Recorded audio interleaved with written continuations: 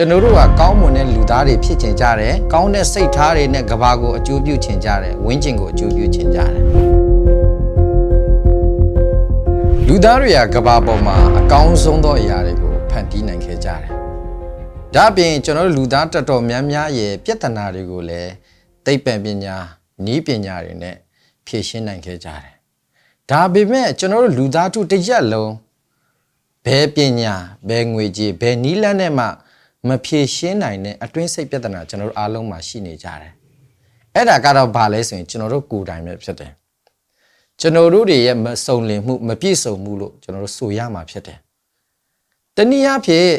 ကျွန်တော်တို့ကကောင်းမွန်တဲ့လူသားတွေဖြစ်ချင်ကြတယ်။ကောင်းတဲ့စိတ်ထားတွေနဲ့ကဘာကိုအကျိုးပြုချင်ကြတယ်။ဝင်းကျင်ကိုအကျိုးပြုချင်ကြတယ်။ဒါပေမဲ့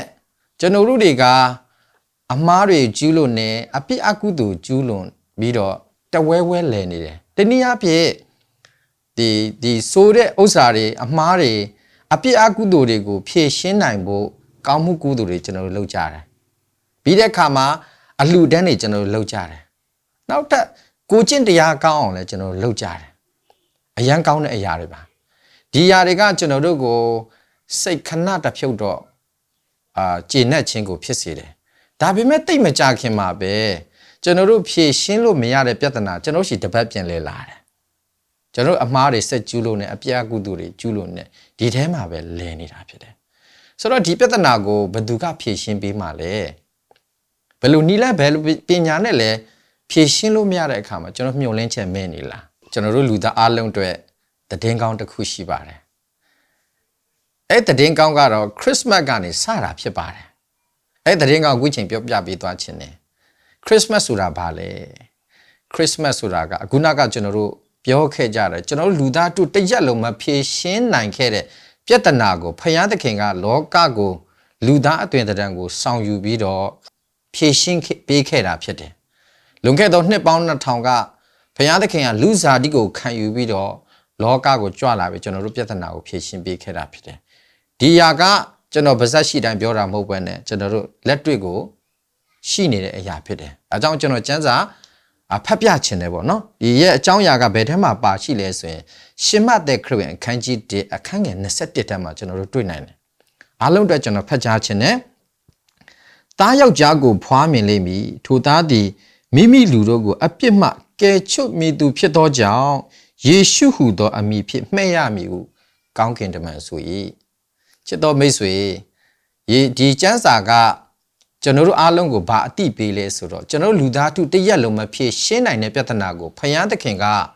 ဖြေရှင်းပေးခဲ့ပြီးပြီဆိုတဲ့အဓိပ္ပာယ်ပဲဖြစ်တယ်။ယေရှုခရစ်တော်ကျွန်တော်တို့တက်ဘယ်လိုဖြေရှင်းပေးတာတော့ယေရှုဖယားကကျွန်တော်တို့တက်ဘာတွေလုပ်ပေးနေလို့တော့ယေရှုဖယားကသူ့ရဲ့အသက်သူ့ရဲ့အသွေးကိုတွန်းလောင်းပူဇော်ပြီးတော့အသေးခံသွားခဲ့တာဖြစ်တယ်။အဲ့တော့ဒီအသေးခံတဲ့အခါမှာဂူတွင်းတကြိုချင်းကိုခံရတယ်ပေါ့နော်ဂူတွင်းတကြိုပြီးတော့3ရက်မြောက်တဲ့နေ့မှာတေချင်းကယေရှုဖခင်ကိုအုပ်ဆိုးထားလို့မရတဲ့အခါမှာတေချင်းကိုအောင်မြင်ပြီးတော့ယေရှုဖခင်ဟာရှင်ပြန်ထမြောက်ခဲ့တာဖြစ်တယ်တနည်းအားဖြင့်ကျွန်တော်တို့လူသားတို့တရက်လုံးမဖြေရှင်းနိုင်တဲ့ပြဿနာကိုဖခင်သခင်အောင်မြင်စွာဖြေရှင်းပြီးပြီဆိုတဲ့အဓိပ္ပာယ်ကိုဖော်ပြနေတာပဲဖြစ်တယ်ဒီရဲ့ဝေမျှချက်ကိုကြည့်ရှုနေသောမိတ်ဆွေတင်းအသက်တာအတွက်လည်းဖြစ်တယ်တင်းနဲ့သက်ဆိုင်သောမိတ်ဆွေတွေအတွက်လည်းဖြစ်တယ်ကဘာပေါ်မှာရှိတဲ့လူသားတို့တရက်လုံးမဖြေရှင်းနိုင်တဲ့ပြဿနာကိုဖခင်သခင်ကဖြေရှင်းပေးခဲ့တာဖြစ်တယ်သူရဲ့သားယေရှုဖခင်ကိုပေးခြင်းအဖြစ်ပါတယ်ဒီဗီဒီယိုကြည့်နေသောမိတ်ဆွေတင်းဘဝမှာယေရှုကိုတင်းဘဝရဲ့မဖြေရှင်းနိုင်တဲ့ပြဿနာတွေကိုဖြေရှင်းပေးတဲ့ကယ်တင်ရှင်ဖြစ်ယုံကြည်လက်ခံဖို့ရအလုံးကကျွန်တော်အနေနဲ့မေတ္တာဖြစ်ဖိတ်ခေါ်ခြင်းတယ်ယေရှုရဲ့အရာကိုလက်ခံခြင်းဆိုတာဘာလဲဆိုတော့ကိုယ့်ရဲ့အပင်ငရဲကနေကယ်တင်တဲ့အရာတွေပြီးတော့မဖြေရှင်းနိုင်တဲ့အရာတွေကိုဖြေရှင်းပေးတဲ့ကယ်တင်ရှင်ဖြစ်ကျွန်တော်တို့လက်ခံပြီးတော့